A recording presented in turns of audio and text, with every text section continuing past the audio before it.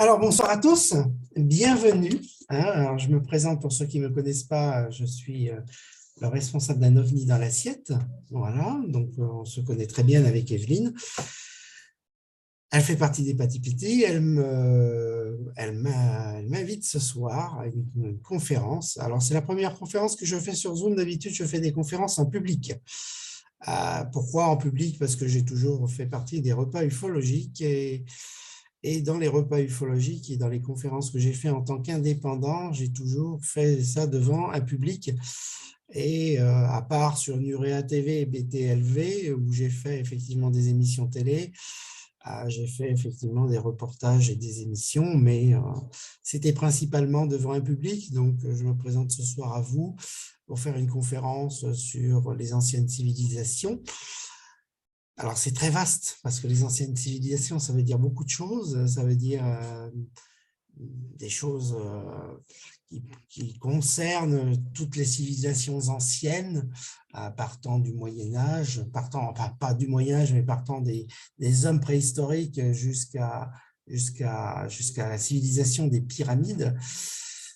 Et donc, on va parler de tout ça ensemble et on va voir un peu tous les points importants et tout ce qui peut être dit par rapport à ça, tout ce qui a été dit indirectement par Jacques Grimaud, Patrice Pouillard, Bleuette Dio, par des gens qui ont fait des reportages aussi sur les anciennes civilisations, des choses qui n'ont jamais été dites, des livres qui ont été écrits qui relatent toutes les anciennes civilisations à partir du moment où on avait des dessins sur les grottes, etc.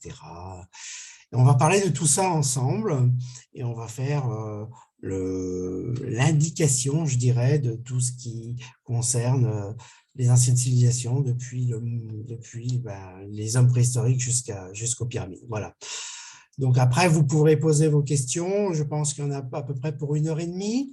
Vous pourrez tous poser vos questions après. Et si je peux répondre à des questions particulières sur des choses que vous voulez savoir éventuellement, je pourrais y répondre. Alors moi, je ne suis pas non plus un spécialiste dans le sens où je ne suis pas non plus un professionnel de la profession, d'accord? Je ne suis pas archéologue, je ne suis pas... Mais j'ai fait des études sur les anciennes civilisations, j'ai étudié, j'ai lu, j'ai beaucoup potassé, j'ai rencontré aussi des scientifiques, j'ai rencontré des gens qui étaient concernés par ce sujet, donc j'ai échangé des idées avec des gens comme ça. Moi, je suis à l'origine, bien sûr, animateur radio. Je fais des émissions scientifiques sur beaucoup de sujets, des sujets sur les étoiles principalement, puisque je suis spécialisé dans le domaine de l'astronomie, de l'astrophysique et de la cosmologie, où c'est mon domaine de prédilection, où je fais des émissions radio avec des scientifiques comme Hubert Reeve ou des gens comme Jean-Pierre Luminet, où on anime des émissions sur la cosmologie, sur les étoiles, où je fais aussi des émissions sur l'ufologie, puisque je suis un ufologue, et j'étudie les travaux de Jean-Pierre Petit sur la MHD. Donc, je suis un spécialiste dans ces domaines et non pas dans les anciennes civilisations. Les anciennes civilisations, c'est un plus, je m'y suis intéressé. Pourquoi? Parce que ce sont des sujets intéressants qui peuvent amener à se poser des questions de savoir d'où on vient et pourquoi autrefois, il y avait éventuellement des civilisations qui auraient pu être exogènes à la nôtre ou des civilisations qui auraient pu être sur la Terre, qui auraient été des anciennes civilisations venant d'un peuple qui aurait existé depuis longtemps et qui aurait disparu pour des raisons inconnues. Donc, on a deux possibilités. On a la possibilité d'une civilisation ancienne qui aurait existé depuis longtemps et qui serait descendu de peuples qui seraient venus sur Terre ou qui auraient existé pour des raisons inconnues, ou alors de peuples exogènes, comme on va l'expliquer, de peuples exogènes qui seraient venus sur la Terre pour des raisons qu'on va aussi expliquer ce soir. Voilà un peu de quoi on va parler. Alors, on ouvre le débat. Donc, comment on peut penser que les civilisations autrefois aient pu être visitées par des civilisations venues d'ailleurs, tout simplement parce que sur les premières grottes d'autrefois préhistoriques, on a effectivement des dessins qui ont été sculptés, qui ont été dessinés, où on voit sur des grottes préhistoriques éventuellement des dessins de vaisseaux spatiaux, de fusées, d'hommes en scaphandre qui ont été dessinés sur des grottes. Et on se demande bien pourquoi ça a été dessiné sur des grottes de la préhistoire. Pourquoi? Ben, tout simplement parce que ça n'est pas révélé au grand public et on n'en parle pas. On parle des grottes de Lascaux, on parle des hommes préhistoriques, mais on ne parle pas de ces civilisations, voilà, qui ont été éventuellement, qui auraient été éventuellement visitées et qui auraient été éventuellement, on aurait apporté un savoir venu de l'extérieur. Voilà. Donc, on commence par les civilisations australiennes. Alors, en Australie, qu'est-ce qui s'est passé en Australie? Vous avez une civilisation indigène qui est la plus ancienne des civilisations indigènes qui ait pu exister sur la Terre, la plus archaïque, je dirais, sur le plan de l'évolution humaine. Elle a été visitée apparemment par une civilisation qui serait venue des étoiles, dont la déesse Volinja, qui est une déesse qui est effectivement venue des étoiles et qui est la déesse de la Voie lactée. Ce peuple aurait été visité et un apport de connaissances lui aurait été apporté à l'époque. Pourquoi on pense ça? Parce qu'ils ont des connaissances sur les étoiles et sur les constellations que n'ont pas les autres civilisations indigènes. Eux les ont et d'autres ne les ont pas, et on ne sait pas pourquoi des civilisations qui ne savaient même pas faire cuire de la viande sur le feu et manger de la viande crue à l'époque étaient capables de connaître certaines constellations, et pourquoi ces civilisations indigènes, je dirais australiennes, qui ont vécu à un temps, je dirais, reculé, avaient ces connaissances et avaient aussi la possibilité d'avoir inventé ce qu'on appelle le boomerang. Je ne sais pas si vous avez tous entendu parler du boomerang, mais le boomerang est un instrument qui permet de chasser, qu'on lance en l'air et qui revient à son lanceur, qui a une particularité, c'est qu'elle est taillée d'une telle manière que quand on la lance, le boomerang part en l'air, revient à son lanceur. Et pour fabriquer un boomerang, il faut déjà des connaissances, je dirais, des connaissances d'aéronautique, parce que c'est un instrument basé sur des connaissances aéronautiques, découpé dans du bois ou dans un autre matériel qui permet effectivement de pouvoir faire des choses en rapport avec le lancer qui revient à son lanceur. Mais pourquoi des civilisations indigènes auraient inventé le boomerang alors qu'ils n'étaient même pas capables de faire cuire des choses sur le feu et vêtus en peau de bête et n'étant pas capables d'avoir même un alphabet et une mathématique. Donc, on se pose cette question et en fait, on a découvert sur les grottes qui étaient proches de ces gens, les civilisations d'une déesse venue de la Voie lactée qui leur aurait enseigné tout ce qu'ils ont appris avec un peuple, bien sûr, autour. Et voilà la première civilisation, je dirais, la plus ancienne qui aurait vécu à l'époque et qui aurait eu cette connaissance. Voilà. Donc, on a commencé par ce peuple australien. Je dirais que l'Australie, on en parle très peu souvent et on parle très peu de cette civilisation qui est connue, je dirais, du monde de l'Australie. On en parle très peu dans les relations qu'on a avec le monde, je dirais, des anciennes civilisations. Il n'y a que dans certains livres qu'on en parle. Et c'est vrai que c'est assez étonnant. Alors, après, cette déesse, je dirais, venue de la Voie lactée, est repartie et les a laissés sur la Terre en promettant un jour de revenir.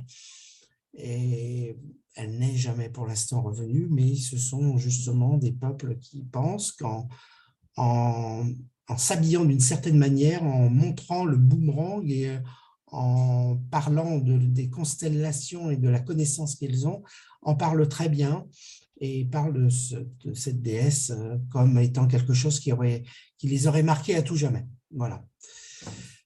Alors, on a d'autres peuples. On a un peuple en Guinée aussi, en Guinée équatoriale, qui fait des cérémonies chaque année avec des têtes en boue séchée et qui remet sur la tête, pendant ces cérémonies, ces têtes en boue séchée qui représentent des casques de cosmonautes. C'est très curieux d'ailleurs qu'on puisse représenter des casques de cosmonautes avec des peuples, je dirais, indigènes qui ont une évolution, je dirais, archaïque. Enfin, quand je dis archaïque, je ne veux pas insulter ces populations parce que, en fait, le mot archaïque ne veut rien dire. Je crois que ce qui est important, c'est que le mot archaïque veut dire tout simplement pas évoluer, mais pas évoluer dans un sens qui n'est pas forcément précis. C'est-à-dire que nous aussi, on est archaïque d'une certaine manière parce qu'on coupe les forêts, on tue des animaux, on fait n'importe quoi sur la planète. Donc, nous aussi, on est des sauvages. Nous aussi, on est archaïque d'une certaine manière. Mais quand on parle archaïque, on se compare avec notre civilisation qui se dit soi-disant évoluer technologiquement, parce que nous, on possède la technologie et que ceux qui sont indigènes ne la possèdent pas, donc on se croit plus évolué qu'eux.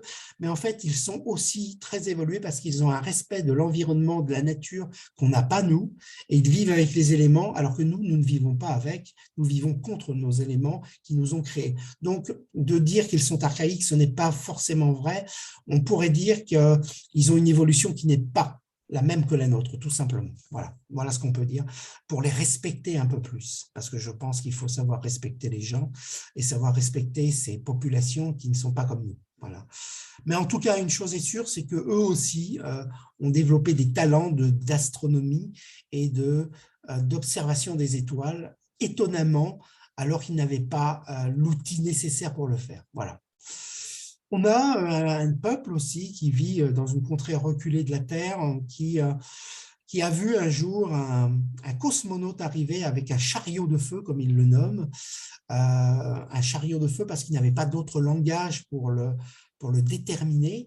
Le chariot de feu, c'est quoi? C'est tout simplement, comment pourrait-on dire, une sorte de vaisseau spatial avec des tuyères et qui atterrirait avec des flammes, voilà, c'est-à-dire une possibilité de vaisseau spatial qui serait venu sur la Terre, ou alors tout simplement un vaisseau brillant qui pourrait dégager de la luminosité, comme on peut la remarquer sur les ovnis aujourd'hui, ce qu'on appelle MHD, c'est-à-dire magnétro-hydrodynamique, qui sont des ovnis qui développent un champ électromagnétique, un plasma autour de la coquille de l'ovni qui représente une luminosité extrêmement importante et très brillante et qui pourrait représenter ce chariot de feu qu'ils auraient pu éventuellement voir autrefois, qui est une technologie qui est inconnue, je dirais, par les humains d'autrefois et connue un petit peu par les humains d'aujourd'hui et qui sont étudiés par le grand scientifique Jean-Pierre Petit. Donc, voilà ce qu'on pourrait imaginer et je dirais, ce guerrier venu de l'espace, comme il l'appelle, s'appelait Bibkorotis. Voilà, ils l'appellent comme ça et ils font des cérémonies chaque année pour fêter sa venue sur Terre en s'habillant avec des tenues de cosmonautes fabriquées avec de la paille et avec de l'herbe séchée. Et ils reproduisent ces costumes et ils invitent, je dirais, Bibkorotis à participer à leur cérémonie. Et c'est très intéressant parce qu'ils expliquent qu'il est venu autrefois et qu'il leur a inculqué beaucoup de choses, dont la science des étoiles. Encore une fois de plus, ça revient sur le tapis, la science des étoiles. Ils auraient voulu se défendre contre lui quand il est venu. Ils lançaient des flèches contre lui et les flèches se désintégraient littéralement contre sa carapace de cosmonaute. Donc, il avait, soi-disant, pour eux, un grand pouvoir. C'était pour eux un sorcier venu de l'espace. Et en fait, ce n'était pas un sorcier, mais c'était tout simplement un homme venu d'une autre dimension, un être exogène qui était venu leur apporter la connaissance et leur montrer ses pouvoirs justement qui étaient particuliers, c'est-à-dire d'avoir un casque, d'avoir une tenue de cosmonaute avec la possibilité de se défendre contre toute attaque extérieure, ce qui montre que justement ces êtres étaient plus évolués technologiquement que nous l'étions autrefois. Voilà. Voilà un petit peu ce qu'on peut dire, je dirais, sur les peuplades anciennes de cette époque-là. Voilà. Ensuite, des peuples qui ont été visités, je dirais, il y en a eu bien d'autres, des peuplades. Alors, je cite les principales, bien sûr. Il y a eu d'autres civilisations qui ont été visitées et qui ont des connaissances aussi. Il y a des connaissances en Amazonie, de peuples amazoniens qui ont étrangement des connaissances sur les constellations et qui connaissent certaines constellations, alors qu'à l'époque, ils n'avaient aucun outil, aucun moyen d'observation, aucun outil mathématique, aucune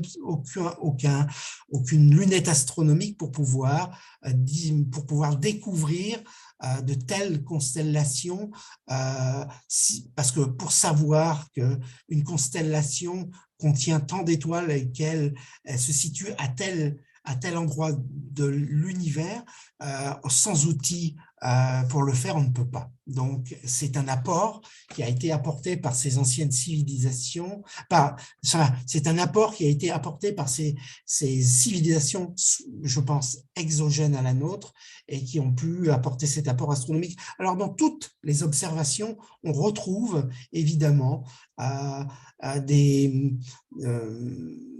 apports, je dirais, d'observation des étoiles, ce qui prouve bien que l'intérêt de ces civilisations qui sont venues nous visiter, c'était d'apporter des éléments sur les étoiles, justement, sur les étoiles. Voilà, sur les étoiles, pour bien laisser une trace particulière, pour que plus tard, nous, civilisés, soi-disant civilisés, technologiquement, on puisse s'interroger de savoir pourquoi ces gens ont des connaissances sur les étoiles alors qu'ils en étaient incapables. Voilà, voilà la trace qu'on peut laisser et c'est l'intelligence de ces civilisations exogènes qui peuvent nous montrer qu'elles ont voulu se laisser cette trace particulière pour qu'on se pose nous-mêmes cette question de savoir pourquoi eux, qui étaient si, je dirais, peu évolués à l'époque, avaient ces connaissances astronomiques. En fait, c'est l'intelligence qui résonne à travers l'éducation indirecte de ces peuplades. Voilà.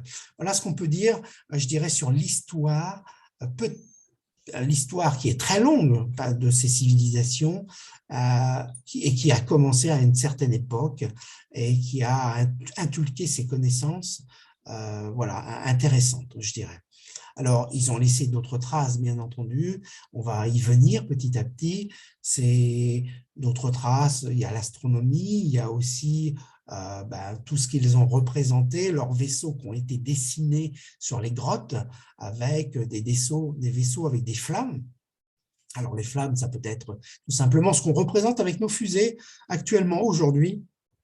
C'est avec une fusée, c'est tout simplement un système de vaisseau spatial qui utilise un gaz qu'on appelle aujourd'hui l'ergol liquide, qui est utilisé dans les vaisseaux comme la fusée Ariane et qui, par combustion, produit des flammes et qui produit une poussée supérieure à la gravité et qui permet à la fusée de se soulever et de quitter la Terre par justement action-réaction et qu'on pourrait retrouver sur des vaisseaux d'autrefois qui auraient à peu près la même technologie, c'est-à-dire qu'ils seraient venus avec des fusées et effectivement ils se seraient posés sur la Terre, ce qu'on pourrait expliquer par les dessins de vaisseaux pointus qui ont des flammes ou alors on a aussi des vaisseaux qui sont représentés sur les grottes, qui sont des vaisseaux d'une autre forme et qui dégagent de la lumière comme du plasma. Comme je vous l'ai dit, le plasma est dégagé par des ovnis qu'on voit aujourd'hui et qui sont très intéressants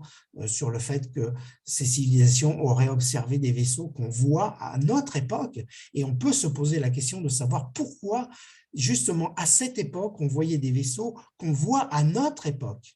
Donc, que viennent-ils faire? Pourquoi sont-ils venus autrefois, si ce n'est pour nous laisser une trace? Et reviennent-ils aujourd'hui nous surveiller pour nous dire, voyez, on est venu autrefois, on vous a laissé des traces, et sur vos grottes, il y a des dessins qui nous représentent, et on revient aujourd'hui vous visiter dans le but uniquement de vous faire comprendre qu'on est les instigateurs de l'évolution que vous êtes aujourd'hui. Voilà ce qu'on peut se poser comme question.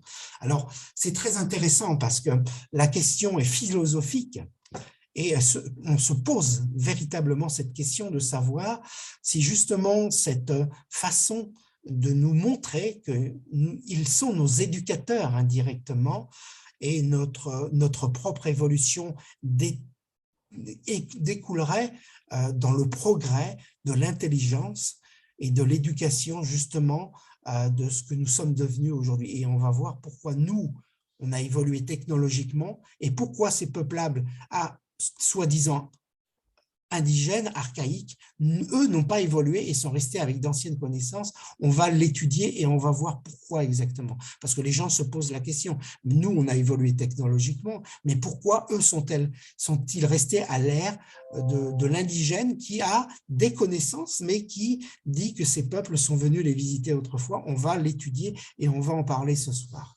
Voilà. Voilà la première partie, je dirais, intéressante sur la préhistoire. La préhistoire, je dirais, de peuples indigènes qui ont vécu des choses assez extraordinaires. Voilà. Puis après, on fait un bond dans le temps assez étonnant, et on arrive aux civilisations, je dirais, qui ont commencé à construire des bâtiments. Alors, les bâtiments, c'est les pyramides que vous connaissez bien, les pyramides de Gizeh, les 3 fameuses pyramides qui sont des pyramides d'Égypte, qui sont les monuments, entre parenthèses, les plus visités au monde, les plus représentatifs des anciennes civilisations, ceux qui ont laissé une trace, qui sont les plus étudiés au monde par l'archéologie standard et l'archéologie interdite, qui montre qu'on avait affaire effectivement à des bâtisseurs qui avaient une technologie et non pas, on va l'expliquer certainement, même si je respecte le travail de la version standard, qui sont des gens qui ont une vision des choses en disant que ces gens ont bâti des pyramides en l'espace de 20 ans pour effectivement enterrer le pharaon, ce qui était soi-disant le but final, et qu'avec des maillets de pierre et des burins en cuivre, on sculptait la pierre pour ensuite les poser, je dirais pierre par pierre, et ensuite les monter avec des milliers d'hommes à des kilomètres de distance dans des carrières se trouvant en amont du Nil, et en allant les chercher et en les faisant avancer avec des moyens qu'on imagine, c'est-à-dire des moyens qu'on ne connaît pas, des cordes en chanvre, en les tirant sur des rondins de bois, ce qui est complètement normalement absurde parce que vous ne faites pas ça sur des dizaines ou des centaines de kilomètres en plein désert, en pleine chaleur, avec des possibilités de construire des monuments aussi importants, avec des pierres venant de carrières qui se situaient à plusieurs dizaines de kilomètres, avec des milliers d'hommes, en l'espace de 20 ans, normalement, ce n'est pas possible. Quand vous interrogez le constructeur de viaduc de Millau, qui a dit, moi, à part Dieu et les extraterrestres, je n'y crois pas, je pense que ce n'est pas possible, moi, avec les moyens technologiques aujourd'hui que j'ai pour construire un viaduc ou un pont, je ne suis pas capable de faire la pyramide aujourd'hui avec les moyens que j'ai. Bon. Donc, posons-nous la question suivante. Comment ont-ils pu ériger des pyramides aussi hautes, aussi imposantes en l'espace de 20 ans ou 25 ans pour juste mettre le pharaon qui devait atteindre les étoiles, c'est-à-dire le milieu céleste, par le fait qu'il était représenté comme un dieu devant justement les Égyptiens. Je ne pense pas que ce soit plausible, je ne pense pas que ce soit faisable. Honnêtement, vous savez que la pyramide de Gizeh, qui est la pyramide la plus haute, justement, est constituée de 2,5 millions de blocs de pierre. 2,5 millions de blocs de pierre, ça veut dire un bloc posé toutes les 2 minutes 30 exactement. Posé, sculpté, taillé, érigé en l'espace de 2 minutes 30. Enfin, c'est une représentation qui veut dire qu'il fallait 2 minutes 30 pour pouvoir atteindre le stade de 20 ans pour construire la pyramide d'Égypte, si on voulait la construire avec les moyens qu'on aurait eu à l'époque, ce qui est carrément impossible et c'est impensable. On ne peut absolument pas construire une pyramide de 2,5 millions de blocs de pierre en l'espace de 20 ans avec des moyens rudimentaires. Pourquoi? Parce que sculpter la pierre, c'est très dur. Sculpter de la pierre de cette, je dirais, dureté, c'est carrément impossible avec les moyens rudimentaires qu'on avait à l'époque. Ce n'est pas possible. Pour moi, c'est impossible. Je pense tout simplement que ces gens, quand vous regardez les sculptures et quand vous regardez dans le plateau qui a été érigé pour poser les pyramides qui était un grand plateau qui a été d'abord fabriqué pour pouvoir supporter la pyramide, c'est impossible qu'on ait pu fabriquer même ce plateau qui était un plateau gigantesque avec des pierres gigantesques et vous retrouvez dans des coins reculés très loin de la pyramide, vous voyez des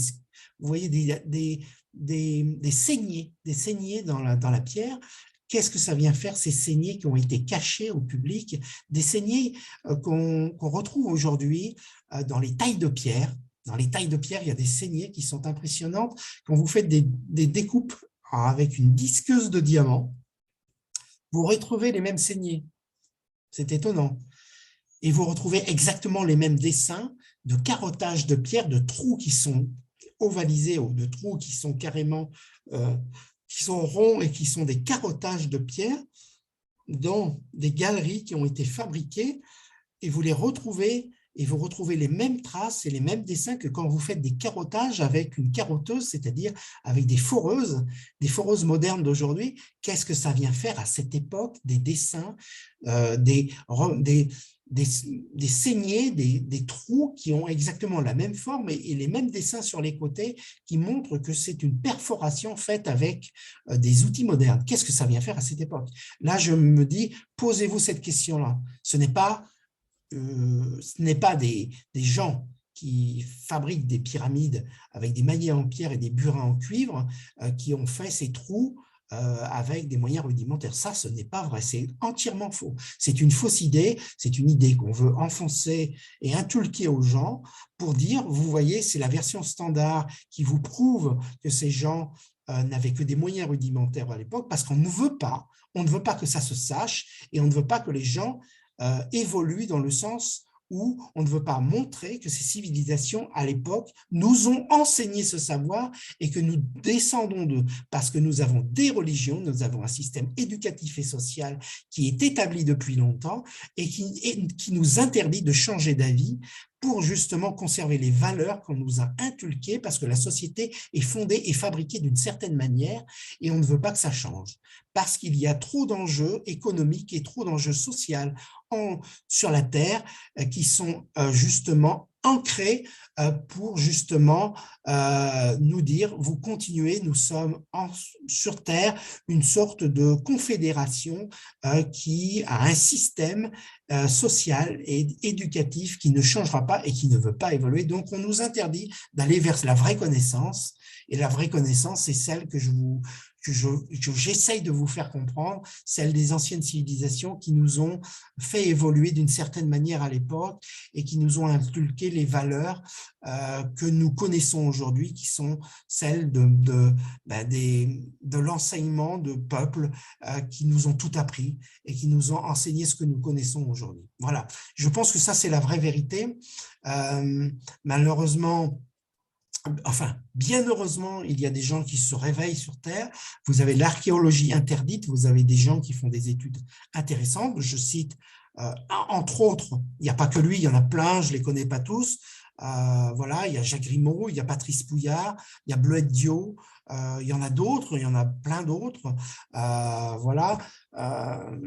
Mathieu Lavaux, je crois, est là ce soir. Je crois il écoute. Donc, je suis honoré de l'avoir parmi nous. Hein. C'est un honneur de voir ce monsieur parmi nous aussi. C'est pareil. Donc, je crois que ce qui est très important, c'est de voir la vérité en face. C'est de pas se voiler la face et de dire, même si on respecte le travail de l'archéologie standard, parce que ces gens ont fait un travail qui ont permis de découvrir des choses aussi très intéressantes. Je ne dis pas que tout ce qu'ils ont fait était mauvais. Ils ont aussi fait des recherches et des fouilles, ils ont aussi découvert des choses étonnantes et intéressantes qui sont véridiques, qui sont véritables, comme les chambres, la chambre haute, la chambre basse, les galeries qui menaient justement à montrer que ces chambres funéraires existaient, que le pharaon était, et ils ont découvert effectivement des momifications. Donc, ils ont aussi fait un travail formidable d'une certaine manière. Mais leur façon d'aborder les choses dans le sens où dire que ces gens utilisaient des moyens rudimentaires pour faire ça, je pense n'est pas bonne. Je pense qu'elle est à remettre en question et qu'elle est fausse. Et je pense qu'on ne peut pas effectivement penser avoir construit des bâtiments aussi importants avec aussi peu de moyens. Je pense personnellement que ce n'est pas faisable. Et puis, on a des preuves. Et puis, vous avez les pyramides. Posez-vous la question, pourquoi sont-elles alignées sur la constellation d'Orion? Pourquoi? Pourquoi elles sont pile au-dessus des 3 étoiles de la constellation d'Orion? Pourquoi? Tout simplement parce que quand vous étudiez les étoiles et vous connaissez le système des étoiles, vous vous dites que justement, quand vous alignez des bâtiments sur des étoiles, c'est justement qu'il y a une relation avec le cosmos. Cette relation avec le cosmos est justement celle où on peut communiquer avec lui. C'est-à-dire que ce serait les pyramides auraient la fonction de grosses antennes, comme vous avez des antennes paraboliques qui existent, qui communiquent avec le cosmos, comme vous avez aujourd'hui le projet SETI à travers justement le projet astrophysique qui est étudié par le SETI, qui communique pour savoir si on a de la vie dans l'univers. Vous avez de grosses antennes qui permettent de communiquer par ondes radio, et ces ondes justement nous permettent de découvrir et d'aller chercher dans l'univers les échos sous forme de sons, sous forme de fréquences, et ces fréquences nous font découvrir l'univers et nous font découvrir, si on découvre des bruits qui seraient des bruits qui nous laisseraient penser que des civilisations communiquent avec nous éventuellement ou sont dans l'univers et émettent des ondes radio. Ben là, vous auriez des antennes à l'époque qui seraient pyramidales et qui permettraient de communiquer avec le cosmos. Alors, pourquoi communiquer avec des antennes? Tout simplement parce que vous avez la possibilité de communiquer avec votre civilisation, c'est-à-dire ces civilisations exogènes auraient eu la possibilité de communiquer avec les étoiles et de pouvoir communiquer à travers les pyramides qui auraient été de gros condensateurs. Parce qu'il faut savoir que justement, l'énergie du cosmos peut être canalisée par des systèmes particuliers et accumuler cette énergie pourrait fabriquer de gros condensateurs et ces condensateurs pourraient éventuellement accumuler une certaine forme d'énergie pour pouvoir communiquer avec les étoiles à l'époque. Ce serait éventuellement possible de penser que c'était des antennes de communication ou tout simplement des systèmes qui, en communiquant avec le cosmos, auraient pu fabriquer de l'énergie électrique. Vous savez très bien que l'énergie, on a découvert des systèmes électrochimiques qui ont été cachés au public dans les pyramides et qui ont montré qu'on pouvait capter l'énergie du cosmos et fabriquer de l'électricité avec. Et pourquoi fabriquer de l'électricité? Tout simplement parce qu'on aurait pu éventuellement penser qu'en fabriquant de l'électricité, on aurait alimenté des machines. Et ces machines auraient permis de construire justement les pyramides. Alors, vous me dites, alors c'est très embêtant parce qu'en fait, si on utilise la pyramide pour fabriquer de l'énergie électrique et faire fonctionner les machines, on les utilise, on ne peut pas les utiliser pendant la construction, d'accord? Donc, en fait, on aurait d'autres bâtiments qui auraient été construits sur le site et qui n'auraient plus d'existence aujourd'hui et qui auraient permis justement de fabriquer cette électricité ou ils auraient eu d'autres possibilités de fabriquer cette électricité pour justement alimenter des machines. Ce qui prouve que de toute façon, que même si la pyramide en elle-même n'aurait pas été le condensateur qui aurait permis d'alimenter les machines, parce qu'il fallait d'abord les fabriquer pour faire ça, elle aurait été une source de canalisation d'énergie cosmique pour pouvoir ou communiquer ou fabriquer de l'électricité pour faire quelque chose avec. De toute façon, il faut savoir que la pyramide en elle-même n'est pas une forme, je dirais, anodine. On ne fabrique pas une pyramide et on ne fabrique pas des pyramides à travers la Terre entière. Vous savez qu'il n'y a pas que des pyramides en Égypte, il y a des pyramides en Chine, il y a des pyramides en Russie, il y en a aussi, on en a découvert une en France, je crois, il y en a au Pérou, il y en a au Mexique, il y en a un peu partout à travers le monde.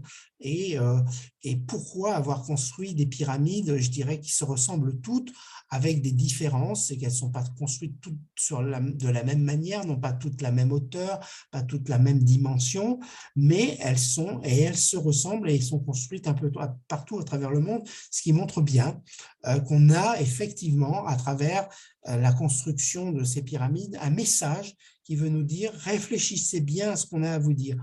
On a construit des pyramides qui se ressemblent et on était des civilisations isolées sur des continents qui n'étaient pas des continents communicatifs entre nous. C'est-à-dire que normalement, à l'époque, il n'y avait pas de bateau, pas d'avion, pas de possibilité de communiquer entre continents. Ces civilisations étaient logiquement toutes isolées les unes des autres. Et pourtant, on retrouve les mêmes styles de construction un peu partout à travers le monde.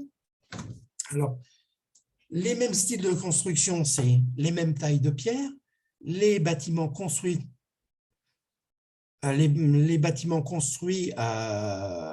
d'une certaine manière, c'est-à-dire avec des tailles, je dirais, différentes les unes des autres, avec des tailles où vous voyez les pierres sculptées d'une certaine manière, c'est-à-dire les arrondis, les imbrications de pierres sont identiques suivant les civilisations. Voilà, donc on a, qu'est-ce qu'on a d'autre? On a, vous avez par exemple au Pérou, vous avez des civilisations qui ont construit des monuments où vous avez des pierres jointes dans les arrondis, dans les angles, elles s'épousent parfaitement alors que les pierres sont légèrement incurvées, et vous avez des pierres qui sont tellement bien jointes les unes avec les autres que vous avez du mal à passer une lame de rasoir entre. C'est-à-dire que c'est si bien joint, et si ça avait été fait avec des instruments à base des instruments archaïques, vous n'auriez jamais pu avoir une telle précision dans la jointure des pierres. Ce n'est pas possible. Donc, il y a bien un souci, il faut bien se poser une question. Donc, voilà.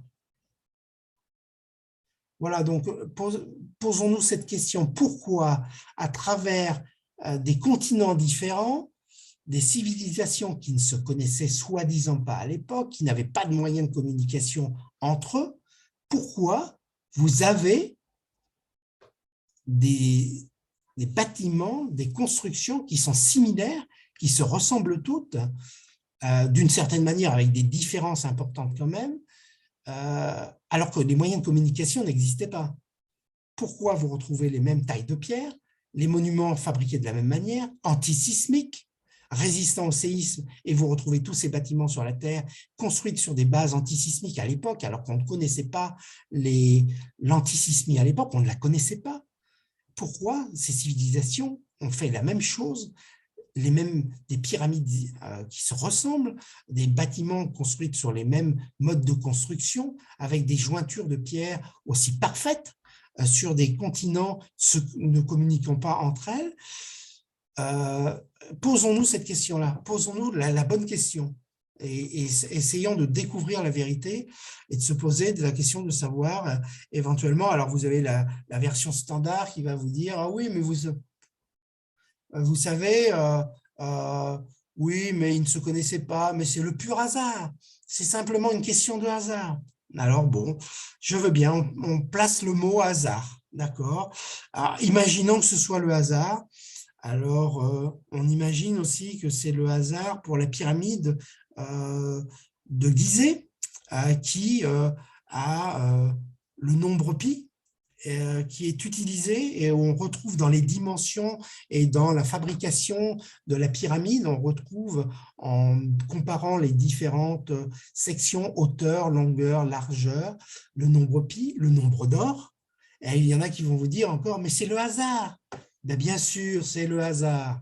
Ben, bien évidemment, c'est le hasard qu'on ait découvert et qu'on connaissait le nombre d'or à l'époque, alors que c'est un nombre qui est connu par les grands scientifiques aujourd'hui. Et vous avez un directeur, le directeur non pas le directeur du CNRS, mais vous avez un scientifique qui vous répond aujourd'hui. Ça fait quand même beaucoup de hasard. Et c'est un scientifique qui a un doctorat, qui pose la question et qui se demande à ceux qui font des études sur l'Égypte ancienne de se poser les bonnes questions et qui les remet en question en disant, messieurs, essayez de réfléchir un petit peu à ce que vous dites et essayez d'imaginer comment ces civilisations auraient-elles pu connaître le nombre d'or à l'époque. Non, il faut réfléchir, je pense, et il faut essayer de comprendre que ces gens avaient des connaissances que nous n'avons pas, nous, que nous avons, nous, à notre époque et que nous avons depuis peu, et que ces six civilisations avaient et la connaissance du nombre d'or et du chiffre pi et du mètre et de la coudée, parce que la coudée était en fait une représentation de la dimension qu'on a calculée d'après des spécificités relatant de la construction des pyramides pour pouvoir justement construire une pyramide dans des normes précises. Voilà, on connaissait le mètre et le mètre est connu depuis en fait très peu de temps. Donc on avait des connaissances mathématiques à l'époque. Où sont-ils allés chercher des connaissances mathématiques alors que ces peuplades, à l'origine, qui ont fabriqué et qui sont venus, soi-disant, je dirais, en aide à fabriquer les pyramides, la pyramide et les bâtiments, étaient soi-disant venus des civilisations en peau de bête. Alors, expliquez-moi comment des civilisations qui sont découlées des civilisations en peau de bête, c'est-à-dire des civilisations anciennes, auraient-elles pu avoir des connaissances pareilles, si ce n'est par l'apport d'un peuple exogène ou d'un peuple existant sur la Terre depuis longtemps qui avait une connaissance que nous n'avions pas, nous. Voilà, c'est la bonne question à se poser et il faut se poser cette question-là. Alors, vous prenez la statue de Luxor. Alors ça, c'est un autre exemple. La statue de Luxor, vous la regardez bien. Regardez les joues de la statue de Luxor. Analysez les joues de la statue de Luxor. Elles sont parfaitement lisses. Avec des maillets en pierre, des burins en cuivre, vous ne pouvez pas faire des joues aussi lisses et aussi parfaitement, je dirais, non seulement elles sont lisses, mais elles sont polies. Vous ne polissez pas, vous ne pouvez pas polir de la pierre, du granit, vous ne pouvez pas la polir au point d'être poli à ce point avec des maillets en pierre. Ce n'est pas possible. C'est strictement irréalisable. Et alors, vous avez les joues, les yeux, la bouche, le nez, et vous avez les joues, la joue droite et la joue gauche qui sont parfaitement superposables quand vous les superposez au dixième de millimètre. Essayez de fabriquer une statue avec des burins en cuivre et des maillets en pierre, oui, essayez de la fabriquer avec des superpositions de joues superposables au dixième de millimètre. Ah non, je suis désolé. Vous pouvez être scientifique, avoir un doctorat, me dire que vous avez fait des études et que vous avez la connaissance et me dire que ça c'est possible, je ne vous croirai pas. Car même si je ne suis pas archéologue et même si je ne suis pas dans le domaine, en réfléchissant, vous savez très bien que c'est impossible de fabriquer des joues superposables au dixième de millimètre avec des moyens rudimentaires. Il faut des outils modernes, des lasers, des mesures au laser pour pouvoir réaliser de telles choses et des outils modernes de sculptage moderne pour pouvoir faire ce genre de choses. C'est juste une question de réflexion intérieure et de questionnement. Ces gens nous mènent tout simplement en bateau en nous disant que c'est ça. Ils savent très bien que ce n'est pas possible, ce n'est pas réalisable. Donc, alors moi, on va me dire, oui, mais vous n'êtes pas archéologue, nanana, vous ne savez pas, vous ne pouvez pas savoir. Non, mais j'ai des connaissances d'astrophysicien, je suis dans le domaine des étoiles, j'ai fait des mathématiques, moi aussi j'ai fait des études, d'accord. Je suis aussi dans le domaine de l'ufologie, j'étudie les soucoupes volantes en tant que scientifique. Je connais aussi des gens comme Jean-Pierre Petit, je connais des scientifiques comme Hubert Reeves, je côtoie des scientifiques, donc je n'ai pas la science infuse, mais j'ai le don d'avoir un cerveau pour réfléchir et pour me poser les bonnes questions. Alors je réponds à ces gens qui sont dans le domaine, je dirais, de l'archéologie. Vous pouvez me critiquer, me dire que je ne dis pas des choses qui sont forcément justes parce que je ne suis pas dans le domaine de l'archéologie. Seulement, j'ai quand même fait des études et je me pose des questions, à savoir comment on pourrait faire pour construire une statue ou les colosses éventuellement qui pèsent des dizaines de tonnes. Comment vous pouvez les construire d'un seul bloc, d'accord, ou comment vous pourriez éventuellement les transporter d'une carrière pour ensuite fabriquer avec ces blocs qui sont d'une seule pierre, qui pèsent plusieurs dizaines de tonnes. Expliquez-moi comment, à travers le désert, vous allez faire pour les transporter sur un bateau. Elles pèsent je ne sais plus combien elle pèse, mais elle pèse, c'est énorme le poids de ces colosses. Et comment vous les irrigez ensuite pour pouvoir ensuite les avoir sculptés ou sur place ou à distance et les avoir menés jusqu'à l'endroit où ils se trouvent. Donc là aussi, c'est la question qu'on doit se poser. Voilà, vous avez vous avez le Sphinx. Le Sphinx est une construction. Alors les gens disent, le Sphinx existe. Pourquoi le Sphinx? Pourquoi a-t-on construit le Sphinx en représentation, je dirais, et pas loin de la pyramide? Là, c'est pareil, le Sphinx a été construit dans un but bien précis, et on va en parler, et certainement pas dans des buts qui ont été prédits jusqu'à maintenant, qui ne sont pas les buts. Voilà, le Sphinx a été construit dans un autre but que celui qui a été érigé par la version standard. Le Sphinx a été construit dans un autre but. Il a été construit dans le but suivant, c'est qu'il regarde tout simplement l'univers dans sa rotation extérieure. C'est-à-dire qu'on est situé à un bord de la galaxie, qui est le bord externe de la galaxie. On n'est pas au milieu, on n'est pas complètement au bord, mais on est entre le bord et l'extérieur. Et quand on tourne dans la galaxie, qu'on en fait le tour, vous voyez vers le centre de la galaxie, vous voyez tout simplement les étoiles telles que vous les voyez en faisant la rotation autour. Donc, vous voyez différentes constellations durant la période de rotation. Voilà ce qu'on peut expliquer en astrophysique et en astronomie. Donc, le Sphinx est dirigé et son regard est dirigé vers les constellations. Et quand vous êtes pile aligné sur la constellation du Lion, vous êtes dans la précession des équinoxes, qui est justement l'alerte qui montre qu'on est dans un cycle astronomique qui montre qu'on est dans une étape où la Terre va subir des perturbations, justement des perturbations, je dirais, cosmiques qui sont importantes et des perturbations qui sont propres à l'humain, que lui a déclenché, mais ça n'a rien à voir, c'est différent. Et vous avez effectivement des perturbations qui sont causées par le fait qu'on est dans le déluge de l'eau et qu'on va dans le déluge du feu. Et ça a été prédit par le calendrier Inca qui montre qu'on va avoir une apocalypse. Alors l'apocalypse, on va en parler tout à l'heure. Voilà. Donc ça, on va y revenir tout à l'heure. Donc tout ça, ça a été construit dans un but de nous prévenir de quelque chose et nous montrer qu'ils étaient venus sur Terre dans un but bien précis et pour nous montrer qu'on va subir, nous aussi, ce qu'ils ont subi à l'époque ou ce qu'ils ont bien voulu détecter à l'époque pour nous montrer que l'extinction de la race animale et humaine allait venir très prochainement. Voilà ce qui a été. Alors ça, la version standard n'en parle absolument pas. C'est toujours le pharaon, les pyramides, voilà. Et puis ça s'arrête là. Et la vérité, c'est qu'on ne la dit pas. Et on sait très bien que de toute façon, il y a des gens sur la Terre qui la connaissent, la vérité. Vous avez la preuve qu'Elon Musk construit quelque chose. Et quand il dit qu'Elon Musk fabrique du tourisme spatial, ce n'est pas pour faire partir des humains dans l'espace pour faire du tourisme. C'est entièrement faux. C'est c'est tout simplement pour habituer les humains à voyager dans l'espace, pour faire du tourisme, pour préparer ce qu'on appelle justement je ne trouve plus le terme, non, pour préparer l'arche de Noé qui nous attend, c'est-à-dire une arche de Noé qui va nous transporter au-delà de la Terre quand ce sera la période de l'Apocalypse, parce que, mes chers amis, quand je dirais, la magnétosphère terrestre va disparaître, il faudra justement partir de la Terre et quitter la Terre. Et si on ne la quitte pas, on sera tous grillés.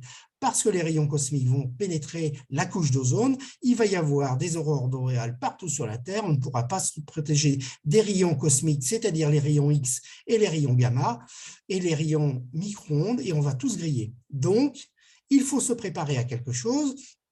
Et M. Elon Musk est très bien au courant de ce qui va se passer sur la Terre parce qu'il est en relation avec des scientifiques, avec des astronautes, avec des gens qui étudient l'archéologie interdite.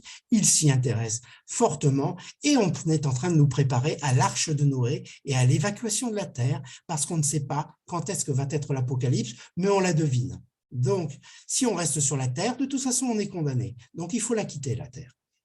Voilà pourquoi le projet Elon Musk, c'est-à-dire le projet SpaceX, existe sur la Terre et pas pour une autre raison. Voilà.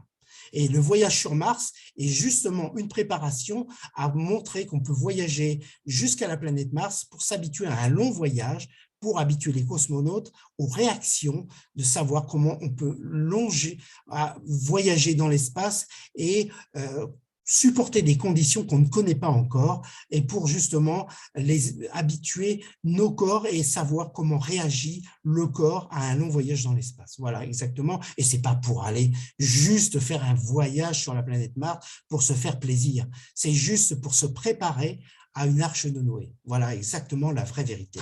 Alors après, il y a des gens qui vont dire, mais comment vous savez ça? Je le sais tout simplement parce que je l'ai su par quelqu'un qui connaît Elon Musk et qui m'a dit qu'il avait des connaissances et qu'il connaissait des gens qui le mettaient en relation avec des gens qui l'avaient mis au courant et que d'autres gens avaient mis au courant aussi des gens qui parlaient justement d'une évacuation potentielle de la Terre dans quelques… Alors, ce sera quand? Ça, c'est un mystère.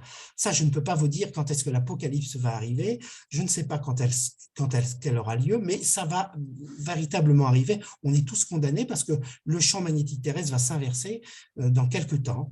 On a un glissement, je dirais, du champ magnétique de quelques kilomètres chaque année qui se décale, ce qui est une alerte qui nous montre que l'effet dynamo est en train de basculer légèrement et la magnétosphère va s'inverser.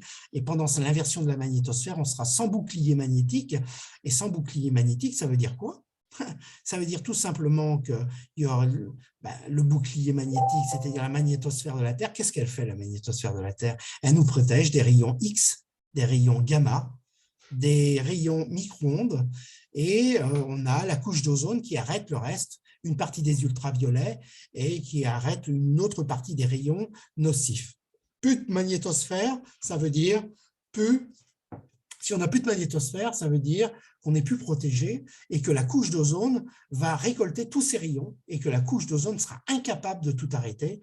Donc, on va rentrer en ionisation, on appelle ça l'ionisation atmosphérique, et cette ionisation atmosphérique va créer des aurores boréales partout et on va, je dirais, avec l'ionisation chimiquement, on va provoquer une réaction chimique électrochimique dans l'univers, enfin dans la couche atmosphérique. Cette réaction électrochimique va faire disparaître la couche d'ozone et on sera carrément atteint par les rayons X, les rayons gamma, les rayons ultraviolets et la vie va disparaître. C'est-à-dire que si on reste, je dirais en contact direct avec les rayons, vous pouvez penser que tous les humains sur Terre auront des cancers, que les animaux auront des cancers et que dans les mois qui viennent, si la couche, si la couche d'ozone n'a pas a complètement disparu, on est tous condamnés. Si ça ne dure que quelques semaines, la couche d'ozone tiendra le coup parce qu'il faudra un certain temps pour qu'elle disparaisse. Et donc, la magnétosphère, en s'étant inversée, réapparaîtra en nord-sud, sud-nord. Et donc, elle réapparaîtra et la magnétosphère sera à nouveau puissante pour pouvoir arrêter les rayons du soleil. Mais il y aura une période de transition qui sera quand même assez longue, je ne sais pas, elle pourra durer quelques semaines, quelques mois, ça va dépendre du temps que ça durera. Mais en tout cas, c'est ce qu'on appelle le déluge du feu. C'est ça, le déluge du feu, c'est justement la magnétosphère qui disparaît et le fait que la Terre sera grillée à cause justement de la disparition de la magnétosphère. Voilà exactement ce qu'il en est, voilà exactement ce qu'on peut dire sur l'avenir de notre Terre par rapport à ce qui a été prédit par les anciens bâtisseurs et qui nous prédisent justement. Alors pourquoi et comment peut-on savoir que c'est ce qu'ils nous ont prédit? Alors tout simplement, c'est simple, vous avez tous les bâtiments, toutes les constructions anciennes, ou pratiquement toutes, qui sont alignées sur un équateur, elles sont toutes alignées sur une largeur de 100 km, elles sont toutes alignées les unes aux autres. Et pourquoi avoir aligné des bâtiments de civilisation qui, soi-disant, ne communiquaient pas entre elles par des moyens que nous connaissons? Et comment auraient-elles pu aligner leurs bâtiments sur des centaines, des milliers de kilomètres autour de la Terre? Et pourquoi avoir fait ça alors qu'elles ne se connaissaient pas? Vous savez que les castors construisent tous des barrages, ils ne se connaissent pas entre eux. Ça, c'est sûr. Mais ils ne se connaissent pas entre eux.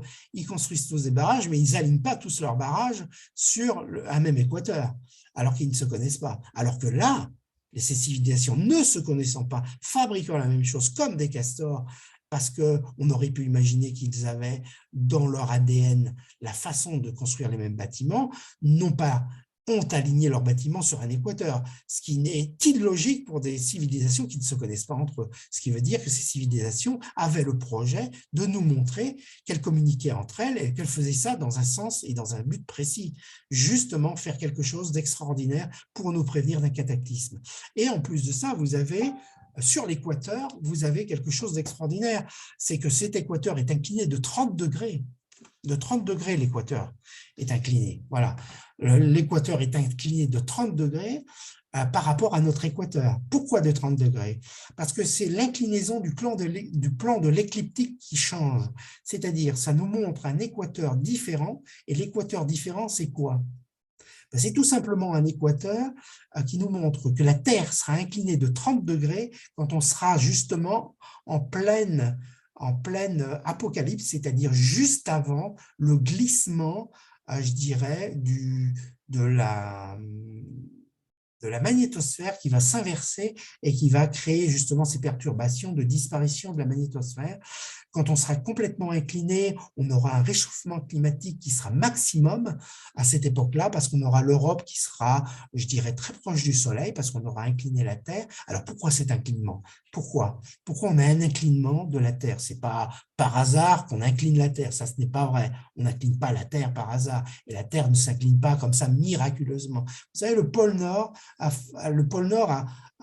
fondu, la pôle Nord a fondu énormément, et je dirais la partie haute de la Terre s'est allégée pendant que vous avez la partie basse de la Terre qui a grossi, c'est-à-dire le pôle sud qui s'est grossi, et la glace alors comme vous avez le pôle Nord qui a fondu, la Terre s'est inclinée légèrement vers le bas, et le pôle Nord était moins éclairé encore par le Soleil, et le pôle Nord s'est mis à grossir davantage, le pôle Sud s'est mis à grossir davantage, le pôle Nord a fondu légèrement, donc la Terre s'est légèrement inclinée, le pôle Sud a grossi, et vous avez le pôle Sud qui est plus lourd que le pôle Nord, donc la Terre s'incline de plus en plus sur l'axe de l'écliptique, et donc vous avez une inclinaison de la Terre qui, au fur et à mesure des années, devient grandissante, au fur et à mesure que les glaces grossissent au pôle sud et que les glaces sont au pôle nord, et vous avez effectivement cette inclinaison de plan de l'écliptique qui arrive à 30 degrés au bout d'un moment, qui a été prédit par les anciens. Voilà l'explication qu'on peut donner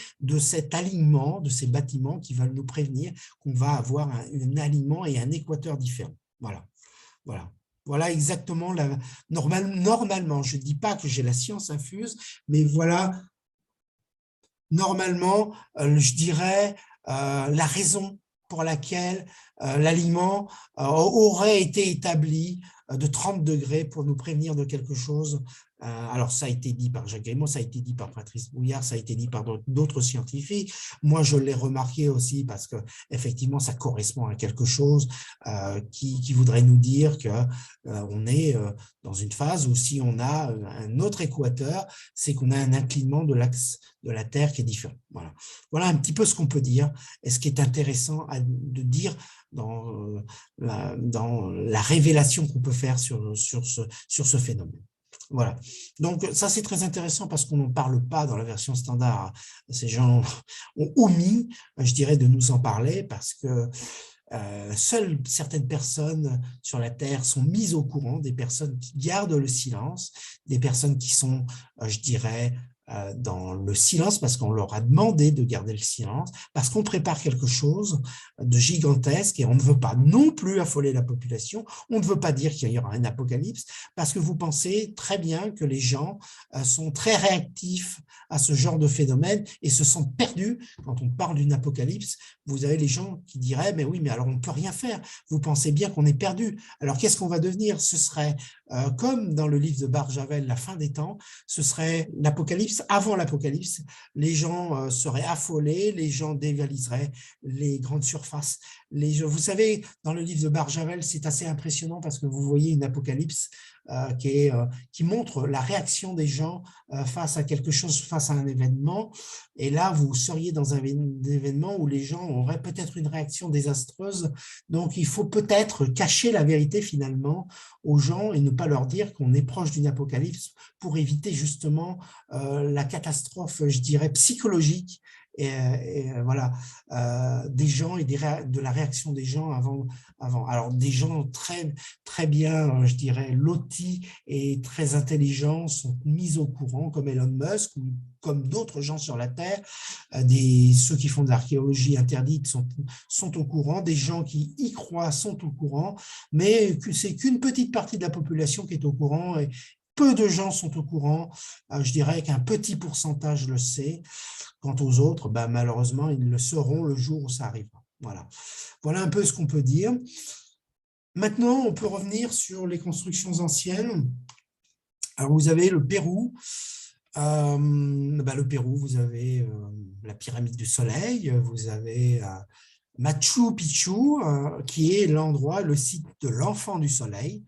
L'enfant du Soleil qui a été le guide spirituel du Pérou, qui était un être spirituel hautement élevé et un homme extraordinaire, avec une connaissance extraordinaire sur les étoiles. D'ailleurs, on retrouve des observatoires d'astronomie à l'époque pour observer les étoiles. Vous avez des bâtiments étonnants qui ont été construits sur les mêmes bases, avec les mêmes pierres, gravés de la même manière, les mêmes modes de construction que les pyramides, les mêmes jointures, c'est-à-dire des jointures parfaitement parfaites, avec des arrondis dans les angles parfaits, ce qui montre que ces civilisations avaient les mêmes modes de construction antisismiques et des constructions sur des modèles étonnamment pareils. Vous avez évidemment des constructions étonnantes. Vous avez l'île de Pâques. Alors, l'île de Pâques, c'est des Moaïs. Qu'est-ce que viennent faire des Moaïs en plaine, sur une petite île déserte? Comment vous imaginez que des gens seraient venus d'une île un peu plus loin? Ce seraient des gens, des anciens paysans cultivateurs, chasseurs, pêcheurs qui seraient venus s'installer sur cette île juste dans le but de construire des statues. Voilà, ils sont venus, ils ont quitté leurs femmes, leurs enfants, juste pour construire des statues.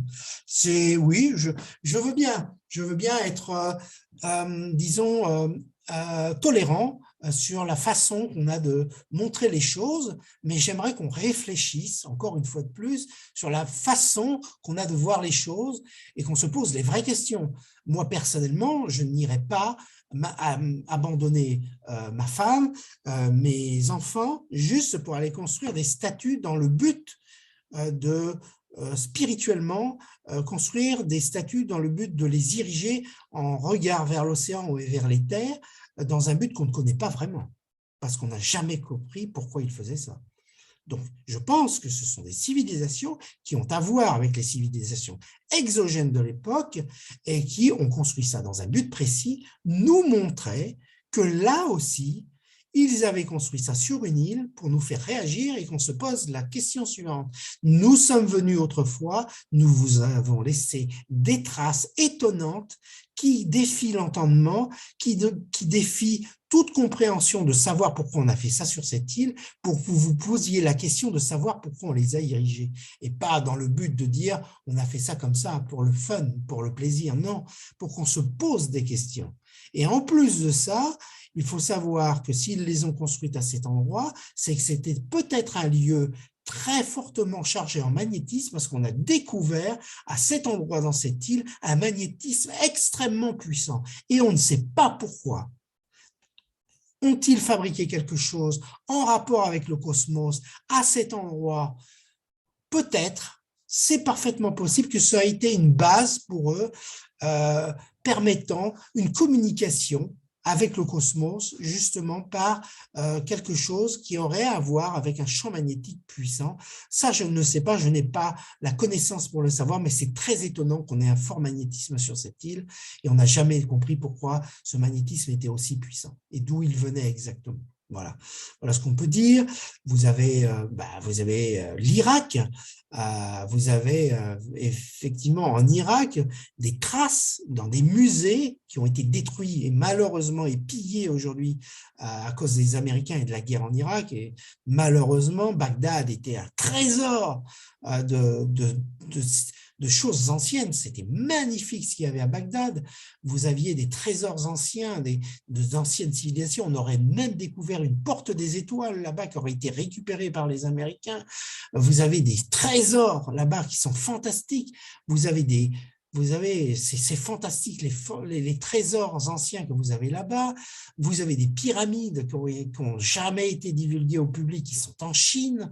Vous avez des bâtiments un peu partout à travers le monde qui ne sont inconnus par le public, qu'on n'a jamais dévoilés au public.